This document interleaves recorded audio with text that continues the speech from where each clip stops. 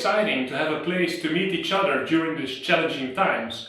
I'm Marco Te Brömmelstroet and I'm looking forward to have a talk with you later today. We are in a potentially revolutionary moment in time. And the choices that we will make now will define our cities and societies for decades to come.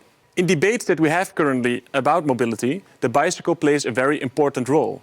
CityLab even published a post with the title, "In a global health emergency, the bicycle shines." Robert Pirsig, in the book Zen and the Art of Motorcycle Maintenance, described how if a revolution destroys the system, but the patterns of thought that produce the system are left intact, then those patterns will just repeat themselves in the succeeding system. So yeah, of course, the humble bicycle can be a potent lens to see how we can break away from the mistakes of the decades behind us, but only if we open our eyes for it. You need to open your eyes. And in the following minutes, I will try to show you how. Of course, we need language to describe complex reality. We need that, for instance, to talk with each other and to share ideas, to talk about problems, and to talk about solutions. But that language has three important characteristics. One, the language that we use is by definition a simplification. Around the world, there are 7,000 different languages. And this simplification is most explicit when we use metaphors, and we use metaphors a lot in our common day language. Think about saying things like, love is a fire, or life is a journey, or time is money. Statements we take for granted, but by definition, they try to simplify a much more complex reality. The second characteristic of language is that this process of simplification is always debatable. Always. The choices that underlie what you simplify define what we see and what we ignore. It is like using a flashlight in a dark room. Wherever you point the flashlight, objects will be illuminated. But by definition, other objects will be obscured. So language is a simplification, and the simplification is debatable. But this is especially important because of the third characteristic of language. Language is performative. It is that the words that we use to describe reality are not only a mirror of reality, but they profoundly shape the actions we take to shape that reality. And this is especially true in professional language. See, for instance, this cute little rabbit. We can talk about his cute ears, sweet nose, but we could also talk about the duck in the same picture. Do you see it? Can you see both? Can you switch? This picture was famously used by Ludwig Wittgenstein to illustrate how we can describe exactly the same reality in different ways.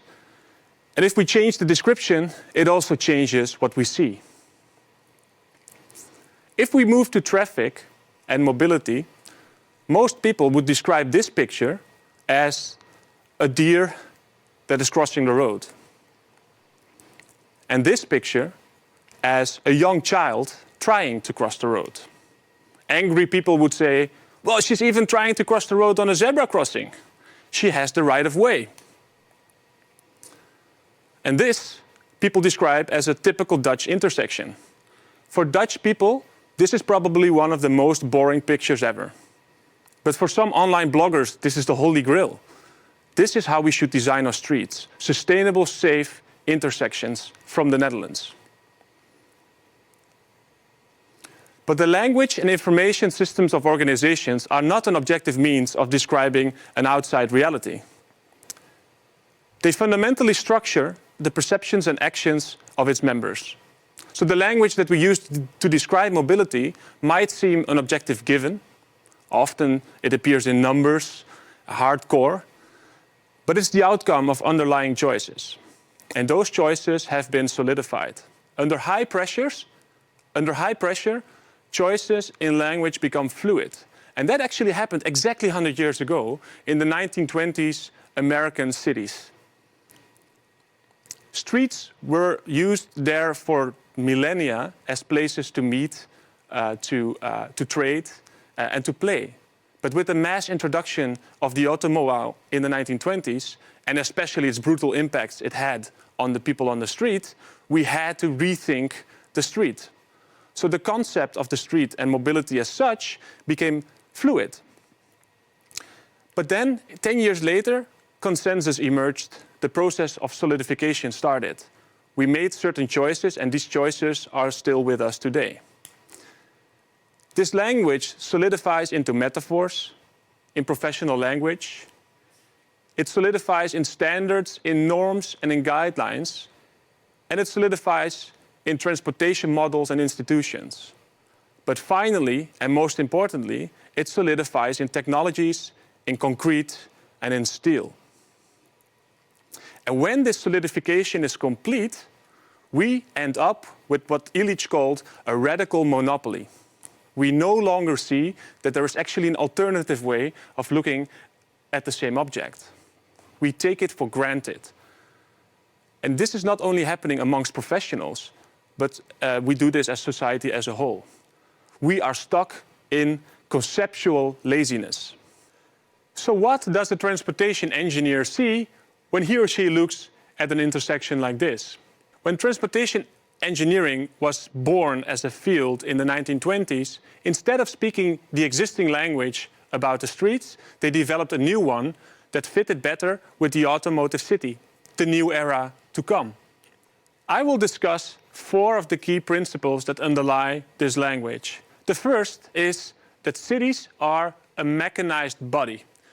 In the 17th century, we found out how our bodies functioned, and city planners took in these metaphors to describe the city. And still, we find it very normal to talk about the heart of the city and to talk about streets as arteries, which can actually also clog up. And based on these findings of arteries, Richard Sennett shows that city planners came up with the idea of one-way streets. And this idea of a body became increasingly mechanized during the Industrial Revolution. New concepts emerged that were used and added to this language. And later on, these were also complemented with concepts from physics. So transportation models are full of language like particles that collide or the gravitational model of how people go from A to B. So the second concept that underlies the language is travel time savings. And this is linked to the idea that you can simplify a human as a homo economicus, an egoistic, cold, calculating individual that is only there to optimize his or her own utility. And in the function of utility, economists would say that travel is a derived demand and therefore is considered a disutility, something you want to minimize. The utility that you have comes from being either at A or B, and going from A to B is something that you want to minimize as much as possible. And this leads automatically to the idea that travel time savings are the holy grail of transportation engineering. And this is why you hear every half an hour on all the radio broadcast stations in your country the congestion news. There is no bigger problem that gets so much attention as congestion on our highways. The third concept is interaction is conflict. If every individual wants to minimize the disutility of being on the way, that means that you have to solve conflicts from above. There's no space for negotiation between individuals, so you have to develop intersections that become places to avoid conflict. The goal is to make an intersection as conflict-free as possible. Everybody has its own place on the intersection, and all the conflicts, potential conflicts, are optimized by increasingly sophisticated technology such as traffic lights. The fourth concept is efficiency. The system should run efficiently. That is central in the language of transportation engineers. All the rest should go for the sake of free flow. So they came up with concepts like jaywalking, but also zebra crossings, safety instructions for children, and even playgrounds so that children could play not on the streets but in their own guarded places. Speed became the key design variable that defines everything else, even justice. So you could say that this language tries to optimize the machine by marginalizing the human. This fitted really well with ideas that emerged in the 1930s, 40s, 50s, and 60s. For instance, the idea of the La Ville radieuse by Le Corbusier. The city, in his view, was a rational machine, where the street is only there to shuttle people from A to B. So I guess that Le Corbusier would have loved the streets as they are today. And this way of thinking fits well with many words that we use in the debate about cycling and mobility. Think of the Homo economicus, e-bikes, green waves, smart traffic lights, connected bicycles, speed pedelecs, a lease bike, a swap bike, mobility as a service, speed regulation, red light negation, the commuting cyclist, the bicycle highway, the bicycle superhighway, the bicycle super hyperhighway. In many domains of life, the choices that we make in the language to describe it, they disappear into the background. We take it for granted. And this is especially true in domains that are dominated by numbers, by technocratic thinking. So this is especially true in the domain of mobility. But those choices that we make in the language should be center stage. They should be in the spotlights. They deserve our full attention, because these solidified choices determine our daily lives, the quality and the design of our public spaces, and how we engage with each other. They determine the limited thinking space in thinking about urban mobility futures. This conceptual laziness will result in us rebuilding the same factory, only now replacing the car with an alternative. So how can we use the bicycle to move from conceptual laziness to conceptual leniency? Again, just like 100 years ago in the 1920s, our mobility system is under huge pressure. So the choices of our language are becoming fluid. Think about the climate, sustainability, all kinds of innovations that are emerging in the field of mobility, and now the corona crisis. So what if we use this momentum to reflect on the choices inherent in our mobility language? What if we learn to reflect on language? First, we see a work of art as it represents the map of the USA. Maybe you see that's constructed from guns, but only if we learn to walk around it and take different angles and perspective to look at the same artwork, we see that there's also a different understanding possible. And by adding different understandings, we actually develop a much richer understanding of the complex reality. To become conceptually lenient, we need to practice our brains in developing these kinds of alternative perspectives. So what if we do not see a deer that is crossing the road, but a road that cuts through a forest? That changes what we see as problems and solutions. And isn't it amazing how most, if not all, of our traffic safety campaigns think about how this child should safely navigate a car environment, instead of how drivers should navigate a child environment? I would argue that the Dutch cyclist can be an ideal vehicle to help us achieve conceptual leniency. Why is that? If you look at these pictures of Dutch cyclists, you see that instead of a car driver, here 85% of what you see is human and only 15% is technology. With a car, on average, that's almost the opposite. And there are two important things to realize if you look at that. One, all these people are open for communication. All their senses receive and send information to other people and the environment around them. And the entire body is involved. So this makes it possible that very subtle choreographies can emerge. And also, and very specifically for the Dutch bike, there's direct and precise control. With the back pedal brake and sitting up straight, you can negotiate and directly change either your speed or your direction with very minimal changes. And this was also recognized in the 1970s in the Netherlands, a period also of intense pressure on mobility. We had the oil crisis, there were generational conflicts, limits to growth was published, and also then we had huge carnage on the streets with car traffic killing children. And the bicycle, as you can see here, was embraced by the provost, the organizations that were fighting against the dominant mainstream. Here we see, for instance, John Lennon and Yoko Ono during their bed-in in the Hilton in Amsterdam. And they didn't fall in love with this bicycle because it's an efficient alternative for the car to get from A to B. They saw the humble bicycle as the ideal symbol for radical new ways of organizing society. The fiets is iets en bijna niets. The bicycle is something and almost nothing. So the bicycle allowed them to think away from the brutal capitalism for which they saw the car as the symbol, and towards more empathic commoning. Away from society as a machine and towards society as human interaction. And away from mobility as a disutility and towards seeing being underway as life itself. And this fits really well with a different set of words. Humans as complex individuals.